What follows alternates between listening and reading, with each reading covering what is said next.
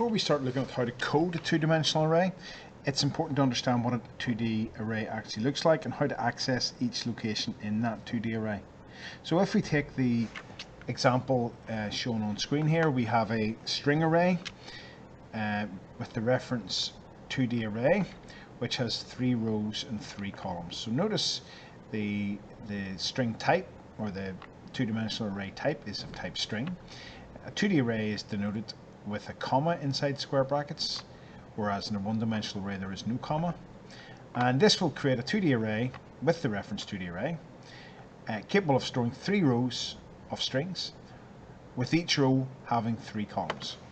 So in the little grid below, you'll see what the 2D array might look like in terms of the data in each location, and also the location coordinates within the array and how you would access the data in that particular location. So if you look at the first location, row 0, column 0, that stores the string column. Location 1, 1, or row 1, column 1, stores Mac and T, and row 2, column 2, stores the word male. So each row corresponds to a student, i.e. first name, surname and gender, and each column then refers to a particular field, if you like, or way of describing each student. So first name is in column 0, surname is column 1, and gender is in column 2. If I wanted to access any one of those particular locations, I would use the name of the array, 2D array, square brackets, and then the location coordinates. So for example, if I wanted to see what was in column 1, row 2, I would use the reference 2D array, square brackets, 2, 1, close the bracket.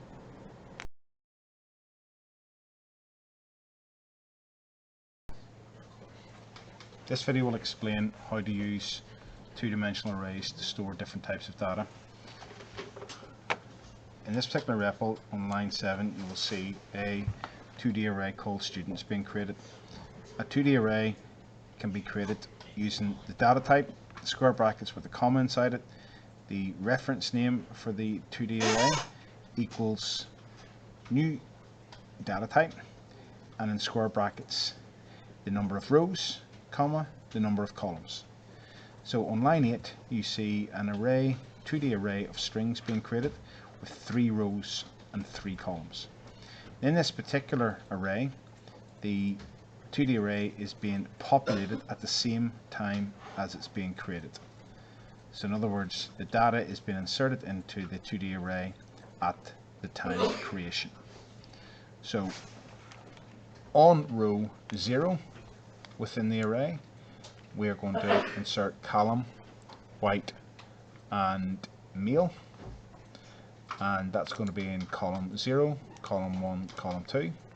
In row 1, it's going to insert Cormac, Mac and T and male in column 0, column 1, column 2, and in row 2, the third row, it's going to insert column into column 0, Kerr into column 1, and male into column 2.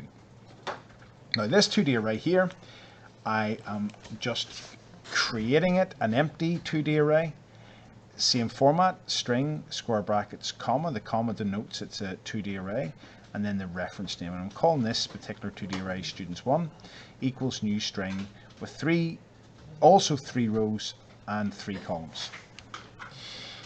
Now, in terms of how you get data into the 2D array, you can either have the data inserted during the creation of the 2D array, which is what I did on line 8 of the code, or you can populate it using, for example, a for loop. Of course, you don't have to use a for loop, you can use a while loop with a boolean, but for simplicity's sake, I'm just going to use a for loop.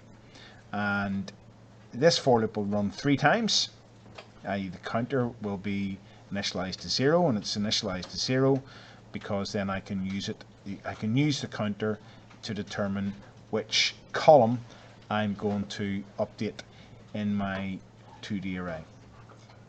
So all in this particular example, I'm just using a single for loop, and the for loop will just iterate through each row in the 2D array. I should say the counter I actually will determine the row, not the column.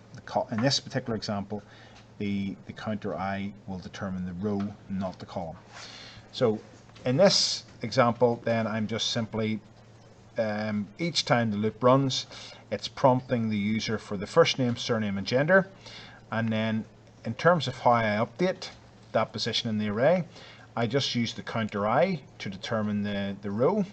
So first time into the loop, the counter I will be 0, so that will update position 0, 0 with the first name, 0, 1 with the surname, and 0, 2 with the gender. And then each time it passes through the loop, it will increase the counter I and update the corresponding row in that 2D array. This particular block of code then simply allows me to print out the contents of the 2D array, and it uses a nested for loop. And the nested for loop essentially has the outer for, the first for, controlling the iteration through the rows. The inner for will control the iteration through the columns within each row. So for example, once we get into this particular loop, the row counter I is 0, and then it goes into the inner for, and the column counter is denoted by J, the counter J.